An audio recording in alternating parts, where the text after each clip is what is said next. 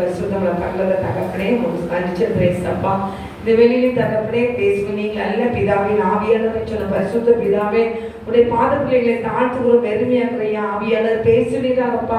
எங்களை மறைத்து வெளிப்படும் ஆண்டவரே பரிசுத்தாவினரே நீ கர்த்தாவே வசனத்தை கொண்டு பேசும் ஆண்டவரே நீ பேசும் ஆண்டவரே நீங்கள் பேசுங்கப்பா. அப்படி இப்படி பாதத்திரைகளை ஒப்புக்கொண்டு வாயோடு நீ பேசுவீராக நாங்கள் ஜெபிக்கிறோம். இயேசுவின் நாமத்தினால ஜெபிக்கிறோம் நல்ல பிதாவே ஆமென். வசனம் தியானிக்கையில் இதயமதில் ஆறுதலே காரிருளில் நடக்கையிலே தீபமாக வழி நடத்தோ காரிருளில் நடக்கையிலே தீபமாக வழி நடத்தோ திருக்கரத்தால் தாங்கி என்னை திருசித்தம்போ நடத்திடுமே. எவன் கையில் களிமண்ணால் அனுதினமே பணிந்திடுமே. குயவன் கையில் களிமண்ணால் அனுதினமே வணைந்திடுமே. குயவன் கையில் களிமண்ணால் அனுதினமே வணைந்திடுமே. ஹல்லேலூயா ஹல்லேலூயா. மத்தேயு 15ஆம் அதிகாரம் 22ஆம் வசனம் வாசிங்க.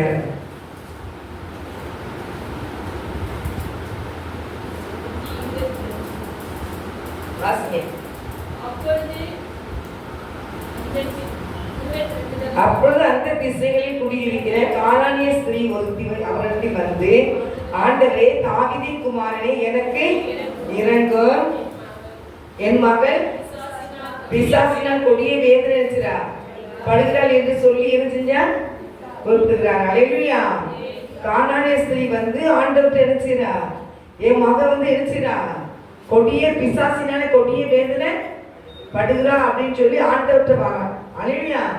அவங்க வந்து ஆண்டவர் வந்து என்ன சொல்வார்னா, நான் இஸ்ரவேல் ஜனங்களுக்கு தான் வந்திருக்கேன், உங்களுக்கு என்ன செய்யல, அதாவது புறஜாதி மகள். ஹல்லேலூயா. அப்போ பிசாசின் பிடினா சிக்கி கிடந்த தன் மகளுக்காக ஏசப்பா சமூகத்துக்கு என்ன செய்யற வர்ற வந்து ஆண்டவர்கிட்ட என்ன செய்யற பேசுகிற, என்ன பேசுற, உரிமையா பேசுற. ஹல்லேலூயா. நம்ம இன்னைக்கு உரிமையா இயேசுவோட பேசுறவான்னு சிந்திக்கணும்.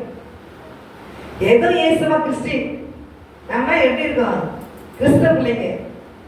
ஆண்டவர்கிட்ட நம்ம ஆண்டவர் நமக்கு என்ன தெரியல தூரமா நிறைய பேர் ஆண்டவர் பயப்படுறாங்க, ஆண்டவர்களோட விட்டுறாங்க. எதுல தேவ சமூகத்தை இன்னைக்கு ஜெபித்து கொண்டே இருக்கிறாங்க, அவங்க கண்டிப்பா இயேசுவ பிள்ளைங்க தான். இயேசுவ கடற்கரை பிள்ளைங்க தான் நினைச்சுவாங்க, ஜெபிப்பாங்க. தேவனி பிள்ளைங்க அவங்க கேட்கிற கேள்வி வந்து அவங்க என்ன சொல்றாங்க, கானானிய ஸ்திரீ ஆண்டவர் அறியாத ஒரு மகள், அந்த மகள் வந்து என்ன செய்றார், இயேசுவை தேடி வாரா. தாவீதின் குமாரே எனக்கு இரங்கும் அப்படின்னு அவங்க சொல்றாங்க. பக்தி குருன்னு அப்படிதான் கூப்பிட்டான்.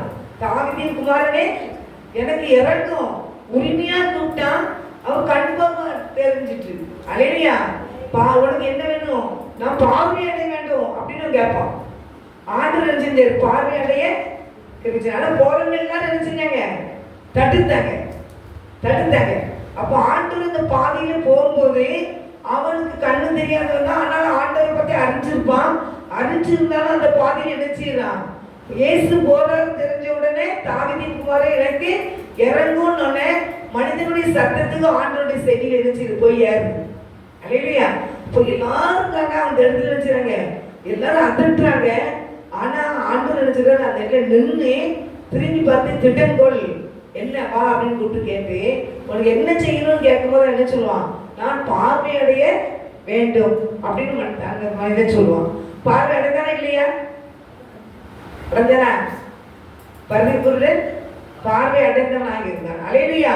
அதனால அவனுக்கு கண்ணு தெரியாது, அன்னைக்கு கண்ணு தெரிய வச்சுட்டாரு ஆண்டவர். அதே மாதிரிதான் அந்த கானானிய ஸ்திரீக்கும் அவனுடைய மகள் பிசாசினால வேதனைப்படுகிறா. அந்த வேதனையின் மத்தியில என்ன செய்ய, அவ நம்மளுக்கு அவனுக்கு எத்தனை பிள்ளைங்க நமக்கு தெரியாது, ஆனால் பிள்ளை வேதனைப்படுகிறது பார்த்து இந்த இயேசுட்ட போனா நமக்கு பிள்ளைக்கு விடுதலை கிடைக்குன்னு சொல்லி அறிந்திருந்தா. அல்லேலூயா. அதுக்கு அறிந்து போனதுனால விடுதலை பெற்றான்னு வேதத்துல பாக்குறோம். ஆனா தேவ பிள்ளைகளும் நம்மளும் அவர்கிட்ட என்ன செய்யணும், அந்த விடுதலை பெற்றுக்கொள்ளும் நம்பிக்கையோடு தேவ சமூகத்தை என்ன செய்யணும், போக வேண்டும். கடமைக்காக என்ன செய்யக்கூடாது, போகவே கூடாது. தேவனுக்கு நான் ஆசீர்வதிக்கிறவரை என்ன செய்ய மாட்டேன், விட்ட மாட்டேன் அப்படின்னு ஒட்டுக்கு பிடிக்கிற மாதிரி என்ன செய்யணும், பிடிக்கணும். பிடிச்சி அவர் ஆசீர்வதிக்க ஆரம்பிச்சுட்டாருன்னா அவர் விட்ட மாட்டார். நம்மளும் அவரை விட்டக்கூடாது. உடனே பிடிச்சி என்ன செய்யணும், கேட்கணும். அவ்வாறு 2:20 அவளுக்கு பிரேத்திரமாக அவர் ஒரு வார்த்தையும் சொல்லவில்லை. அப்பொழுது அவருடைய சீசர்கள் வந்து, இவள் நம்மை பின்தொடர்ந்து கூப்பிடுகிறாளே, இவளை அனுப்பிவிடும் என்று அவரை வேண்டிக் கொண்டார்கள். பின்தொடர்ந்து என்ன செஞ்சிட்டு இருக்கா, வந்துகிட்டே இருக்கா. தாவீதின் குமாரனை கூப்பிட்டுக்கிட்டே வந்துகிட்டே இருக்கா. இவளுக்கு என்ன செய்யும், அவன் கூப்பிட்டுக்கிட்டே வர, இவளை அனுப்பிவிடும் என்று அவரை வேண்டிக் கொண்டார்கள். அதற்கு அவர் என்ன சொன்னாரு, காணாமல் போன ஆடுகளாக இஸ்ரவேல் வீட்டாரிடத்துக்கே அனுப்பப்பட்டேன் என்று மற்றபடி அல்ல என்றார். இஸ்ரவேல் ஜனங்களுக்கு அதை நம்மளாம் தேடி செஞ்சாரு வந்தாரு. அதனால அவர் பின்னாலேயே தொடர்ந்து கூப்பிட்டுட்டே வாரா. அந்த பதிவுக்கு கூட அவர் என்ன செஞ்சாரு, நின்னாரு. ஆனா இவனுக்கு தொடர்ந்து கூப்பிட்டுட்டே வர, அவர் நிக்கல. அப்போ பின்னால போற சீசன்ல என்ன சொல்றாங்க, அவரும் பின்னாலேயே கூப்பிட்டுட்டு வராளே, இவரை நீர் அனுப்பிவிடும் என்று அவரை வேண்டிக் கொண்டார்கள். அதற்கு அவர் என்ன சொல்றாரு, காணாமல் போன ஆடுகளாக இஸ்ரவேல் வீட்டாருக்கு அனுப்பப்பட்டேன் என்று மற்றபடி என்ன செய்யல, நான் வரல அப்படிங்கிறார். அல்லேலூயா. ஆனால் அவள் வந்து ஆண்டவரை எனக்கு உதவி செய்யும் என்று அவரை பணிந்து கொண்டார். எனக்கு உதவி செய்யும் ஆண்டவரை. எவ்வளவு அழுதா நமக்கு தெரியாது, எப்படிலாம் அவர்கிட்ட போராடுனா நமக்கு தெரியாது. நம்ம ஷார்ட்டான பைபிள் எழுதி கொடுத்துருக்காங்க. நம்ம ஆண்டவர் செய்த அற்புதம் அடையங்கள்லாம் எழுத போன அந்த உலகமே காணாதுன்னா யோவான் கடைசி அதிகாரத்தில் போட்டிருக்கு. யோவான் கடைசி அதிகாரத்தில் கடைசி வசனமே அதான், அவர் செய்த அற்புதமும் அடையாளமும் எழுத போன அந்த உலகமே காணாதான். ஆனால் கையில் அடக்கி கொண்டு போற மாதிரி ஆண்டு பைபிள் தந்துருக்காருன்னா நிறைய அற்புத அடையாளங்களை எதுவும் செய்யல, போடல. ஆனா இவன் எவ்வளவு அழுது எவ்வளவு கதர்னா எப்படிலாம் பாடுபட்டா அந்த சுகத்தை வாங்குறதுங்கிறது நமக்கு தெரியல. சிம்பிளா போட்டிருக்காங்க, ஒரு 6-7 வசனத்துக்குள்ள போட்டிருக்காங்க. கட்டணி பிள்ளைகளை அவங்க நினைச்சு திருப்பி ஆண்டவர் சொல்றாரு, அவள் வந்து ஆண்டவரை எனக்கு உதவி செய்யும் என்று அவரை பணிந்து கொண்டார். அவர் அவளை நோக்கி, பிள்ளைகளின் அப்பத்தை எடுத்து நாய்க்குட்டிகளுக்கு போடுறது நல்லது இல்லை. அப்ப அவங்க 2 இடத்துல உரையாடல் நடக்குது, 2 இடத்துல நினைச்சது பேச்சு நடக்குது. ஆனால் அவன் விட்டப்பாடி இல்லை. நாய்க்குட்டி திங்கிற அந்த சாப்பாடு சாப்பிடுங்களா, அது நானும் நாய்க்குட்டின்னு நினைச்சிவா தாழ்த்துக்கிறா. அல்லேலூயா. அப்புறம் அவளை நோக்கி, பிள்ளைகளின் அப்பத்தை எடுத்து என் நாய்க்குட்டிகளுக்கு போடுகிறது நல்லதில்லை என்றார். அதற்கு அவள், மெய்தான் ஆண்டவரே, ஆகியும் நாய்க்குட்டிகள் தங்கள் எஜமானின் மேஜையிலிருந்து விழும் புளிக்கைகளை தின்னுமே என்கிறார். அல்லேலூயா. தன்னை தாழ்த்துறா, தேவ சமூகத்துல தன்னை தாழ்த்தி ஆண்டவர்கிட்ட நினைச்சார் போறார், கேட்கிறார். அப்ப அவர் என்ன சொல்றாரு, இயேசு அவளுக்கு பிரேத்திரமாக, உன் ஸ்திரீயே உன் விசுவாசம் பெரியது, நீ விரும்புகிறபடி உனக்கு ஆகிடுவது என்றார். அந்த நேரமே அவன் மகள் என்ன செஞ்சா, ஆகு கண்டு சுகமாயிட்டான். அல்லேலூயா. அப்ப பின்தொடர்ந்து போனா கண்டிப்பா சுகத்தை பெற்றுக்கொள்ள அவளுக்கு தெரியும். அப்ப நீங்க கிறிஸ்தவ பிள்ளைகளுக்கு நிறைய வந்துக்கு ஆண்டவரை பின்தொடர்ந்து போய் ஆண்டவர் சுகத்தை வாங்கிடணும், ஆசீர்வாதத்தை வாங்கணுங்கிற அந்த இது என்ன இல்ல, அறிவு இல்லை. ஆனா புரட்சாதிவா கானானிய ஸ்திரீ அவன் பின்னால் தொடர்ந்து அவங்க ஆண்டவர் சொல்லிட்டே போறாரு, இஸ்ரவேல் ஜனங்களுக்கு தான் வந்தேன், நான் உங்களுக்கு எல்லாம் வரல அப்படின்னு சொல்றாரு. அவன் வந்து ஆண்டவரை உதவி செய்யும் கேட்க. அப்ப அவனை நோக்கி, பிள்ளைகளின் அப்பத்தை எடுத்து நாய்க்குட்டிகளுக்கு நான் போடுகிறது நல்லதில்ல அப்படிங்கிறாரு. பிள்ளைங்க என் பிள்ளைகளுக்கு வைத்திருக்கிற அப்பத்தை எடுத்து எழுதி நாய்க்குட்டிகளுக்கு போட மாட்டேங்கிறாரு. அப்ப அந்த நாய்க்குட்டி திங்கிறது எதை கூட கீழே விழுந்தா திங்குங்களா, அப்படியாவது நீ நினைச்சுக்கிறோம் என் பிள்ளைக்கு சுகத்தை கொடுக்கும். அப்படி அவன் பின்தொடர்ந்து போய் இந்த சுகத்தை செஞ்சுட்டா, பெற்றுக்கொள்ளிட்டா. ஆண்டு கூட அவளை பின்தொடர்ந்து வராதபடி அவள் கண்டுக்கிடவே இல்லை. உங்க பின்தொடர்ந்து வரால என்னன்னு கேட்டு அவளுக்கு வேணுங்கிற கொடுத்து அனுப்புன்னு சொல்லி சீசன்லேயே சொல்றாங்க. ஆனா என்ன செய்ய, அதை பெருசாவே எடுக்கல. ஆனாலும் அவன் விட்டல, விடா புடியா செஞ்ச ஆண்டவரை பிடிச்சா. அல்லேலூயா.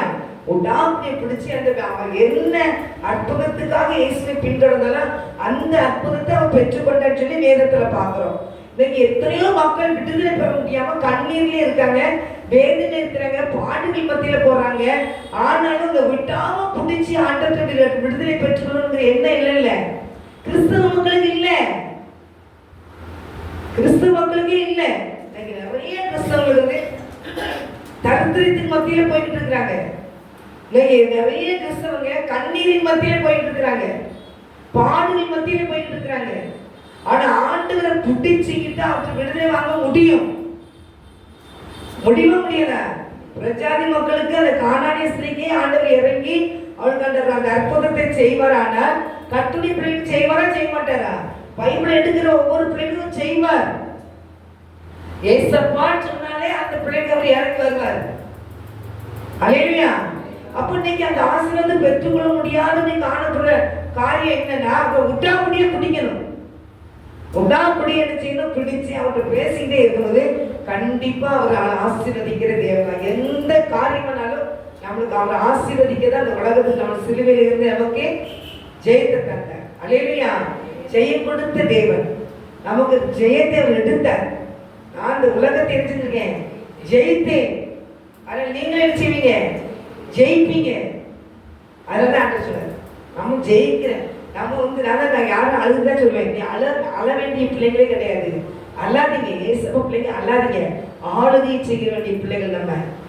யாரும் எப்படி சொல்லுவோம்? நம்ம ஆளுகை செய்ய வேண்டிய பிள்ளைங்க, அழ வேண்டிய பிள்ளைங்க நம்ம கிடையாது. கேட்டா நம்மளுடைய ஒவ்வொரு சொட்டு கண்ணீரையும் நம்ம வடிக்க ஆண்டவருக்கு வேதனையா இருக்கு. சிலுவை சுமந்து நமக்காக தான், சிலுவை சுமந்து நமக்காக தான், நமக்காக உயிரோடு எழுப்பி வந்தது நமக்காக தான், நமக்காக மறித்தது நமக்காக தான், நம்ம உயிரோடு எழுப்பி வந்தது நமக்காக தான். எங்கிட்ட அவர் வந்து பாடுபட்டதினால பாடுபடுகிற நமக்கு உதவி செய்கிற தேவனாக இருக்கிறார். அப்ப எல்லா காரியத்திலையும் நம்மளுக்கு சமாதானத்தை கொடுக்கிறது. ஒரு இன்னொருத்தி லூக்கால 17 லூக்கா 7ஆம் அதிகாரத்துல பார்க்கும்போது பாவியான ஸ்திரீ ஆண்டுடைய சமூகத்தில் பாருங்க. லூக்கா 7ஆம் அதிகாரம் 7ஆம் அதிகாரம் தான் நினைக்கிறேன்.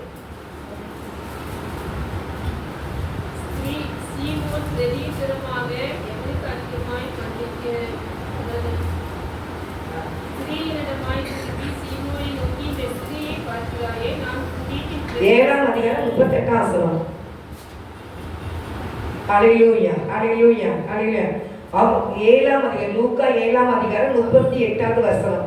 அவருடைய பாதங்களின் அருகே பின்னாக நின்று அழுது கொண்டு அவருடைய பாதங்களை தன் கண்ணீரினால் என்ன செஞ்சார்? நனைத்து தன் தலைமயிரினால் என்ன செஞ்ச துடைத்து அவருடைய பாதங்களை முத்த செய்து பரிமளம் தைலம் பூசினார். எப்படிப்பட்ட ஸ்திரீயா வந்து இருக்கிறார்? பாவியான ஸ்திரீ அழுகையோடு இருக்கிறார். அழுகையோட ஆண்டு சமுத்திரம் நிற்கிறார். அப்படிங்கிறதுல பாதங்களை கண்ணீரினால நினைக்கிறார். தலைமுடியினால நினைச்சாரு, பாதங்களை தொடைக்கிறார். அவருடைய பாதங்களை நினைச்சார், முத்தம் செய்கிறார். பாதங்களை நினைச்சார், பரிமள தைலத்தை பூசுகிறார்.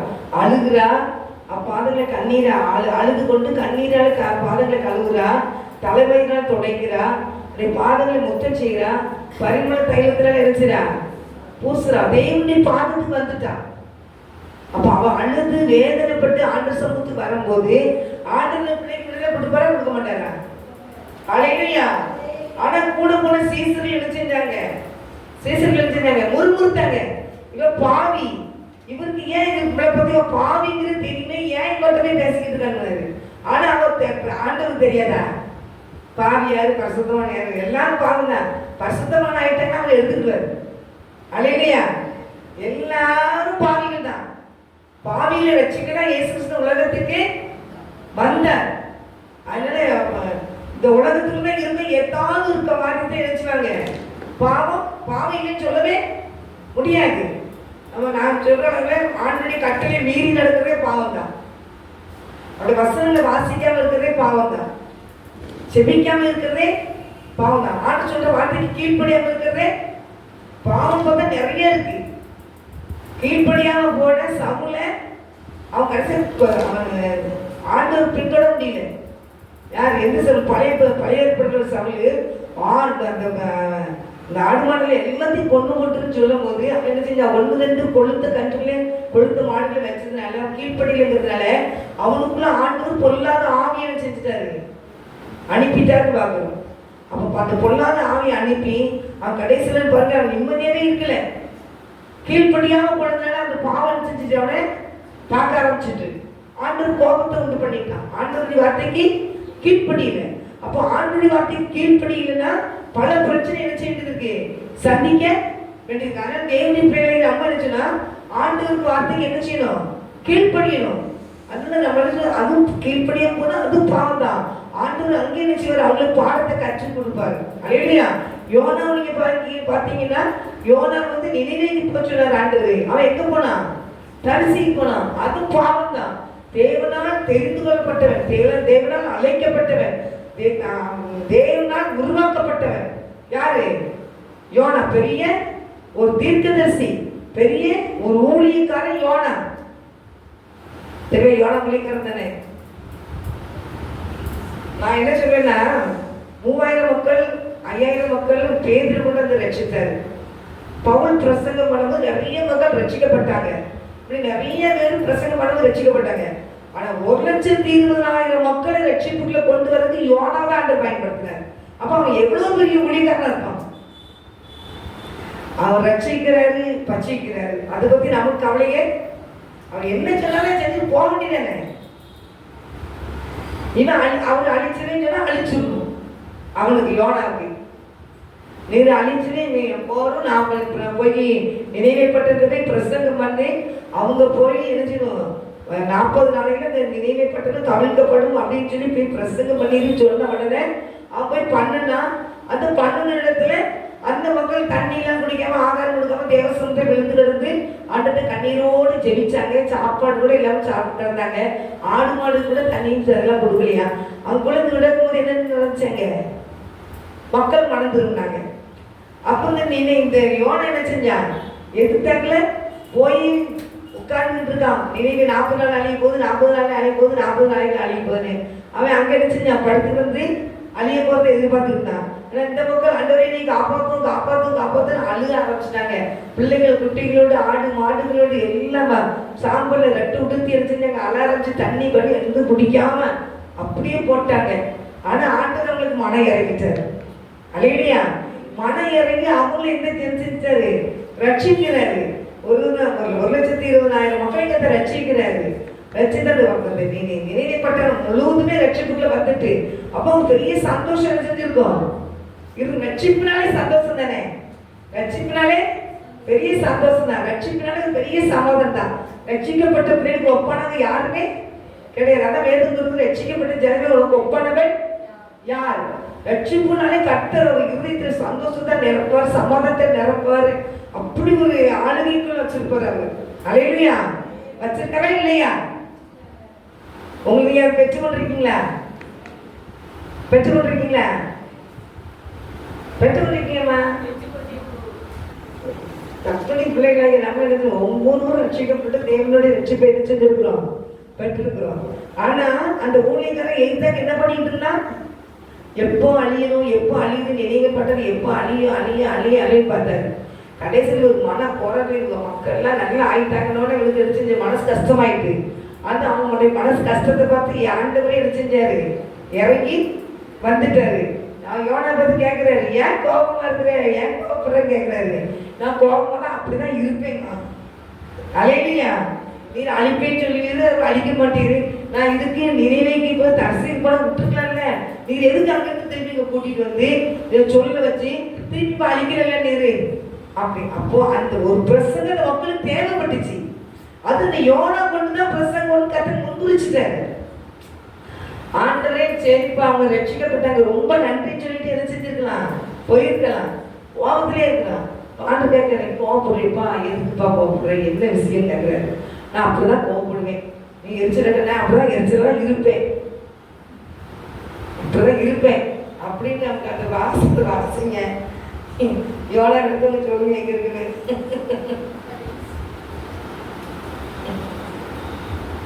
செப்பனை முன்னுக்கு வருகிறாரு. நீங்க வந்துட்டு 4ஆம் அதிகாரம் 4ஆம் வசனத்தை வாசிக்கேன். அதற்கு கர்த்தர், நீ எரிச்சலை இருக்கிறது நல்லதோ என்றார். பின்பு யோனா நகரத்தில் இருந்து புறப்பட்டு நகரத்துக்கு கிழக்கே போய் அங்கே தனக்கு ஒரு குடிசை போட்டுக்கொண்டு நகரத்துக்கு சம்பவிக்க போகிறது நான் பார்க்க மட்டும் அதை கீழடிச்சுவேன், நிழலில் உட்கார்ந்துருப்பேன்னு சொல்றான். ஆண்டு கேட்கிறாரு, அது கர்த்தர், நீ எரிச்சலுக்கு நல்லதுங்கிற நல்லதா என்றார். அவன் சொல்றான், நகரத்துக்கு வெளியே புறப்பட்டு போய் நகரத்திற்கு கிழக்கே போய் அங்கே தனக்கு ஒரு குடிசையை போட்டு நகரத்திற்கு சம்பவிக்க போகிறதை நான் பார்க்க மட்டும் அதன் கீழ் நிழலிலே நினைச்சிருப்பேன், உட்கார்ந்துருப்பேன்.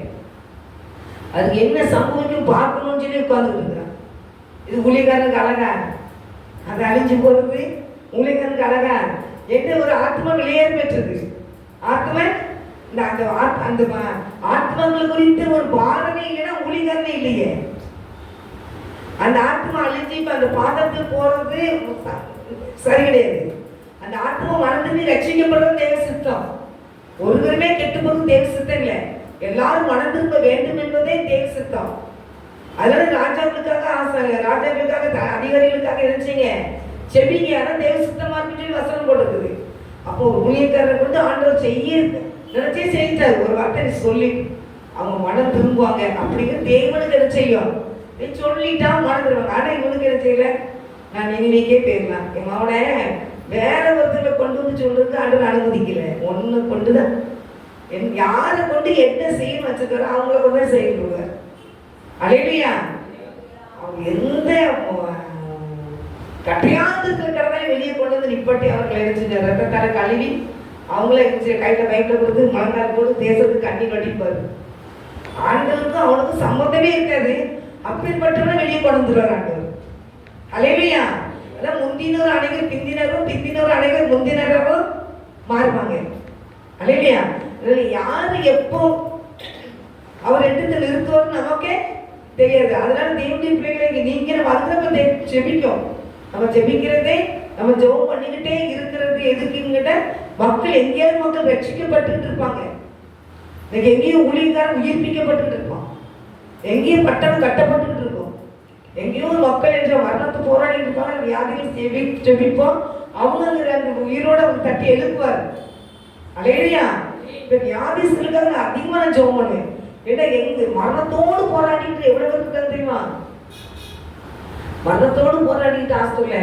அப்ப ஆண்டவர் அவங்களுக்குள்ள வல்லம் இறங்கட்டு ஜெபிக்கும்போது கட்ட நினைச்சுவாரு. அவங்க வல்லம் ஜெபிக்கும்போது கட்ட அங்கே சுச்சு கட்டுவார். அலையிலையா தேவனுடைய அதுதான் ஜெபிங்கன்னு சொல்றது. ஜெபிக்க பைபிளையே நம்ம எந்த அதிகாரத்தை எடுத்தாட்டேன்னா அந்த ஜெபத்தை குறிச்சு கண்டிப்பா என்ன செய்யும் இருக்கு. எந்த அதிகாரத்தை எடுத்தாலும் ஜெபத்தை பத்தி தான் இருக்கு. நான் நிறைய நான் நிறைய ஜெபத்தை பத்தி எழுதேன்.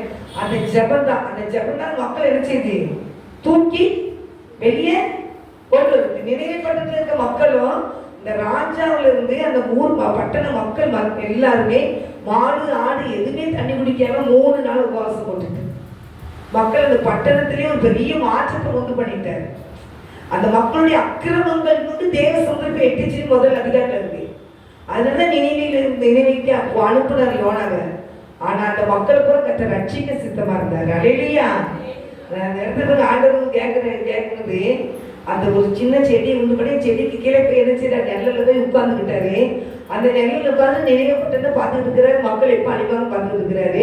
ஆனா அந்த இடத்துல என்ன நடந்துட்டு இருக்கு, அப்படியே படுத்துட்டு பார்த்துட்டு இருக்காங்க. ஒன்றும் நடக்க மாற்றமே தெரியலையான்ற இன்னும் மாற்றமே தெரியல, மாற்றமே எதிர்பார்த்துட்டே இருக்கான். இங்க ஒரு மாற்றம் நடந்துட்டு இருக்கு. இங்க ஒரு வண்டை அப்படியே மாற்றத்தை பார்க்காங்க. ஆண்டு பார்த்தாரு, இவனுக்கு இந்த செடிக்குள்ள இருக்கிற இலை பூரா கொடுக்கணும்.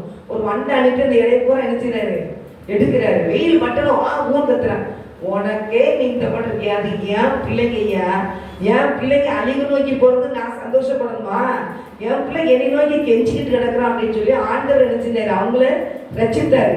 ஆனா ஊழியக்காரங்களும் ரட்சிப்புக்குள்ள வர முடியல. ஊழியக்காரனுக்கு அழிவு நோக்கியே நிக்கிற அந்த ஊழியக்காரன் என்ன பண்ண முடியும்? பெரிய ஊழியக்காரன், ஆண்டவருக்கு கீழ்படியா ஊழியக்காரன். அவன் நிறைய பாடுகளை சந்திச்சுதான் அந்த கொண்டு மீன் வயிற்ற தூக்கி போட்டு தண்ணியில ஆழத்துல தூக்கி போட்டு அவன் பயங்கர நெருக்கத்தில் ஆண்டவர் நோக்கி வந்து வெளியே வந்தாலும் கூட அவங்களுக்குள்ள ஒரு மனமாற்றம் இல்லைல்ல இல்லை. அந்த 4ஆம் அதிகாரத்தில் நீங்க பார்த்தீங்கன்னா அந்த 7ஆம் வாசிக்கிறேன். மறுநாளிலும் கிழக்கு வெளுக்கும் நேரத்தில் தேவன் ஒரு பூச்சியை கட்டளிட்டார், அது ஆமணக்கு செடியை அரித்து போட்டது, அதனால் அது காய்ந்து போயிற்று. சூரியன் உதிக்கும் போது தேவன் உஷ்ணமான கீழ்காற்றை என்ன செஞ்சாரு? கட்டளிட்டார். அந்த யோபுக்காக அந்த யோனாவுக்காக என்ன சொல்றாங்க? அந்த வெயில் அந்த இலை கூட எடுத்தோம் உஷ்ணமான காற்றை என்ன செஞ்சாரு? ஆண்டு கட்டளிடுறாரு, வெட்டை காற்றை அனுப்புறாரு, யோனாக்கு கோபத்தை கலப்புறாரு. பாருங்க, அந்த காற்று அரைச்சாரு, அது தலையின் மேல் படுகிறதுனால் அவன் சோர்ந்து போய் தனக்குள்ளே என்ன செஞ்சான்? சாவை விரும்பி நான் உயிரோடு இருக்கிறதை பார்க்கிலும் சாகிறது நலமா இருக்கும் அப்படிங்கிறான். ஆண்டவர் அங்க இருக்கிறது அவனுக்கு தெரியும். அப்போ தேவன் யோனாவை பார்த்து வாங்கி, நீ ஆமாக்கு நிமித்தம் எரிச்சலா இருக்கிறது நல்லதோ என்றார். அதற்காக நான் மரண வரையும் எரிச்சலா இருக்கிறது நல்லதுதான் என்றான். அல்லேலூயா. அதற்கு கர்த்தர், நீ பிரயாசப்படாததும் நீ வளர்க்காததும் ஒரு ராத்திரியிலே முளைத்து ஒரு ராத்திரியிலே அழிந்து போறதுமான ஆமணக்குக்காக பரிந்துரைக்கிறாயே, வலது கைக்கும் இடது கைக்கும் வித்தியாசம் அறியாத 1,20,000 பேருக்காக, அதிகமான மனுஷருக்காகவும் அநேக மிருகங்களுக்காகவும் இருக்கிற மகாநகரனை நினைவுக்காக நான் பரிதவியாமல் இருப்பேனோ? இப்ப நம்ம மேல ஆத்மாவுக்கு நம்ம மேல எவ்வளவு பாசம் வச்சுட்டாரு பாருங்க ஆண்டவர்.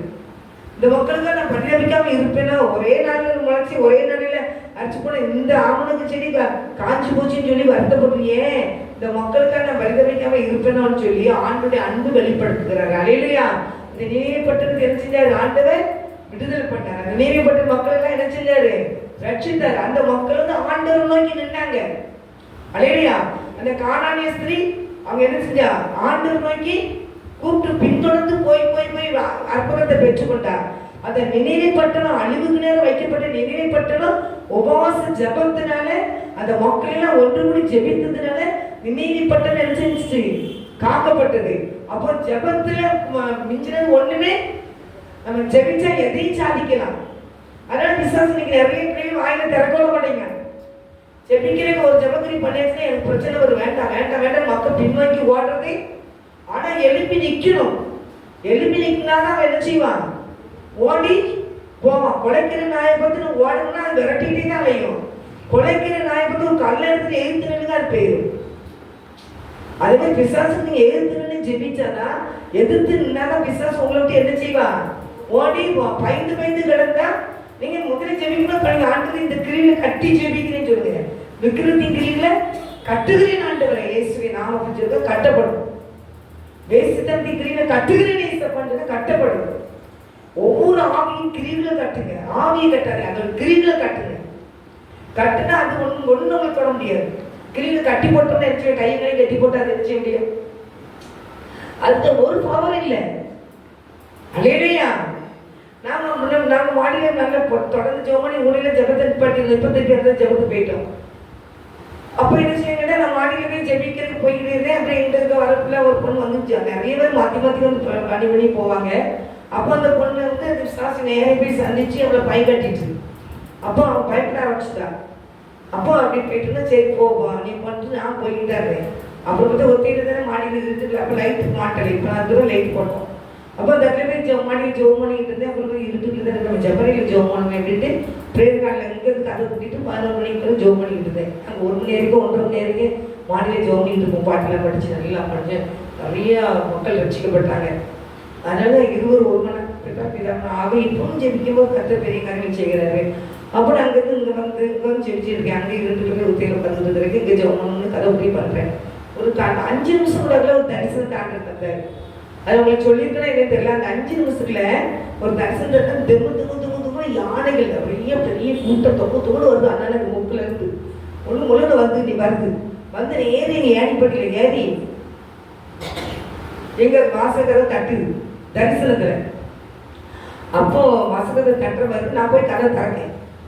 கதை திறந்தானே அதுக்கு உள்ள வர முடியல. அது வெளியே நிற்கிது. இந்த இவ்வளோ கையில் ஒன்றும் இல்லை. இவ்வளோ கை கிடையாது, இந்த கை கிடையாது, தலை கிடையாது, ஒரு முண்டை தான் நிற்கிது.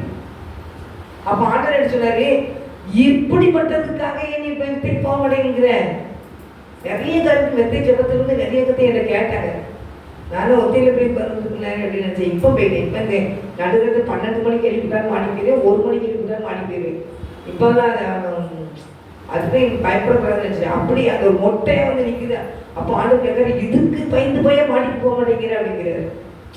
அப்போ அப்படி ஒன்றும் இல்லாத காரியத்துக்கு நம்ம என்ன செஞ்சுட்டு இருக்கிறோம்? பயந்துட்டு இருக்கிறோம். பிசாசு காமிச்சு காமிச்சு கிறிஸ்தவ பிள்ளைங்களை பயமாட்டிக்கிட்டு இருக்கான். அப்போ நம்ம என்ன செய்யணும்? தைரியமா எழும்பணும். நம்ம வந்து அரண்ட பிறந்துக்கு கண்ணுக்கு இருண்டதெல்லாம் பிசாசு பேய்வாங்க. அப்படி எதையும் வந்து அகலக்கூடாது. ஆண்டவரே முன்னால இருக்கிறார், அவர் வருவார், நான் பின்னால் போறவன். அவர் நம்ம முன்னாடி என்ன செய்வாரு? வருவார். அல்லேலூயா. நான் தேவனுடைய பிள்ளைகளாகிய நீங்க பாருங்க, ஜெபத்துல பெரிய வல்லமை. ஆண்டவர் பின்தொடர்ந்து போய் கானானிய ஸ்திரீ கத்தத்துல அந்த அற்புதத்தை பெற்றான். பிசாசை அவன் மாட்டவே மாட்டேனாரு, ஆனாலும் அந்த அற்புதத்தை பெற்று கொண்டான். உன்னுடைய விசுவாசம் பெரியது அப்படின்ட்டாரு. அதனால ஆண்டவர் சுகத்தை கொடுத்துட்டாரு. அந்த நேரத்தில் அவன் மகன் சுகமாயிட்டான்னு எதிர்பார்க்கிறோம். இந்த யோனாவை பார்த்தாலும் அந்த நினைவுப்பட்ட மக்கள் என்ன செஞ்சாங்க? உபவாசம், அக்கிரமம், பயங்கரமா பாவம் பெருன ஊர். ஆனால் அந்த ஊர்ல இருந்து தேவன் நினைச்ச மனம் இறங்க முடியாத அந்த மக்கள் தேவசமத்தில் செஞ்சாங்க, விழுந்து செபித்தாங்க, கண்ணீர் வடிச்சாங்க, ரெட்டை விட்டு பட்னியா கிடந்தாங்க. ஆடு மாட்டுக்குலாம் தண்ணியை குடுக்கல, எல்லாம் மொத்தமா கடைகள் போட்டாங்க. அது எல்லாம் பட்டாங்கன்னா ஆண்டவருக்கே அங்கே இருக்க முடியல. வந்து இந்த நினைவுக்கு யோனாத்தையும் பேசுறாரு, நினைவு மக்களையும் பார்த்து நினைவு மக்களுக்கு ஒரு பெரிய விடுதலை கொடுத்து அந்த பட்டணத்தை கற்று ஆசீர்வதித்தார். அல்லேலூயா, அல்லேலூயா. அதுக்குள்ள இந்த யோனா பத்தி ஒன்றும் போடல. அதான் நீ எரிச்சிருந்தா வரல பற்றி நான் அப்படிதான் இருப்பேன்ட்டான். அவன்கிட்ட போய் எடுத்து போறாங்க. இப்படிதான் எனக்கு யாரும் ஊழியம் செய்யற பிள்ளைங்களாம் இப்படியேதான் உட்காந்துட்டு இருக்குது. அழிச்சிடணும் அழிச்சிடணும் அழிச்சிடணும்னு ஆண்டவர் மனுஷன் என்னைக்கு அழிக்கணும் திட்டம் போடுறானோ ஆண்டவர் அன்னைக்கு உருவாக்குவார். அப்பதான் பிள்ளைகளை வெளியே கொண்டு வருவார். அதுல ரொம்ப நினைச்ச சிரிப்பா வரும். மனுஷன் அழிஞ்சிருவாங்கன்னு ஆண்டவர் இல்லை, என் பிள்ளைகளை இப்பதான் வெளியே கொண்டு வர போறோம்ப்பா அப்படிப்பாரு. அதெல்லாம் கரெக்டாக ஆண்டவர் பண்ற சேலஞ்செல்லாம் ரொம்ப வித்தியாசமா இருக்கும். ஆண்டவர் வந்து பண்ற சேலஞ்சில் எனக்கு சில நேரம் என்ன செய்யும், அதுக்கு மைக்கில் சொன்னார், எனக்கு சிரிப்பா இருக்கும். ஆனால் அந்த ஆண்டவர் பெரியவர், எப்படிப்பட்ட சூழ்நிலை இருந்தாலும் நீங்கள் நெருங்கி போகும்போது கரெக்டாக எழுதிருப்பார். ஆனால் இதுல இருந்து நம்ம என்னத்தை பார்த்தோம்னா பின்தொடர்ந்து ஆண்டவரை பிடிக்கணும், பின்தொடர்ந்து போய் அவங்க ஆசீர்வாதத்தை பெற்றுக்கணும். இந்த இடத்துல எப்பேற்பட்ட சூழ்நிலை இருந்தாலும் எப்பேற்பட்ட காரியத்திலையும் விடுதலை கொடுக்க உபவாசம் பண்ணி ஜெபம் பண்ணும்போது அந்த காரியத்துக்கு கட்ட விடுதலை கொடுக்குறது. கண்ட முடியும் செவிப்போமா செவிப்போம். எங்களை அன்பின் பரிசுத்தோட பரலோக தகப்பனே உங்க நன்றி சொல்றேன் ஏசப்பா. ஆண்டவரே உங்க நன்றி ஏசப்பா. நீ பேசுன அந்த வார்த்தைக்காக நன்றி சொல்றேன் ஏசப்பா. ஆண்டவரே உங்க ஸ்தோத்திர கோடி கோடி ஸ்தோத்திர செலுத்துறப்பா. நன்றி நிறைந்த உள்ளத்தோடு ஸ்தோத்திரிக்கிறப்பா. கானானிய ஸ்திரீ தன் மகளுடைய ஆண்டவரே வியாதினாலே பாதிக்கப்பட்டு இருந்தப்பா, பிசாசி பிடியினாலே தகப்பனை இருந்தார். ஆனாலும் நான் இஸ்ரவேல் ஜனங்களுக்காக தான் வந்திருக்கிறேன், பிள்ளைங்களுக்கு கொடுக்குற அப்பத்தை நாய்க்குட்டிக்கு போட மாட்டேன்னு சொன்னாலும் அவர்கள் விசுவாசத்தோடு பின்தொடர்ந்து சுகத்தை பெற்றுக்கொண்ட தகப்பனை, அற்புதத்தை பெற்றுக்கொண்ட தகப்பனை, அப்படிப்பட்ட வாக்கியத்தை கிருபையும் உடைய பிள்ளைகளாக எங்களை ஒவ்வொருவரும் கொடுக்க முடியாது சொல்லிக்கிறேன். விட்டாமல் பிடித்து ஆசீர்வாதத்தை பெற்றுக்கொள்ள கத்தை கிருபை செய்யுங்கப்பா. தகப்பனை ஸ்தோத்திரம். நினைவை பட்டணம் உள்ள தகப்பனை, அழிவுக்கு நேரம் வைக்கப்பட்டிருந்த பட்டணத்தை கொண்ட தகப்பனை உபவாசம் போட்டு மக்கள் ஜெபித்தார்கள் ஐயா. அந்த ஜபத்தின் நிமித்தம் நீ இறங்கி அந்த நினைவை பட்டணத்தை நீ காப்பாற்றினீர், அந்த ஜனங்களெல்லாம் காப்பாற்றினீர், மிருக ஜீவன்களை காப்பாற்றினீர், அந்த மக்களை கர்த்தாவே நீ காப்பாற்றி மறுபடியுமா இந்த பிள்ளைகளை அந்த நினைவு பட்டணத்தை ஆசீர்வதித்து நீ வாழ வைத்தீரப்பா. உமக்கு நன்றி ஏசப்பா, நன்றி ஏசப்பா. ஜெபம் எதை செய்து முடிக்கும் என்பதை நாங்கள் வேதத்தில் பார்க்கிற மாட்டோம். அப்படியே கத்த செய்த கிருபைக்காக நன்றி சொல்கிறோம்.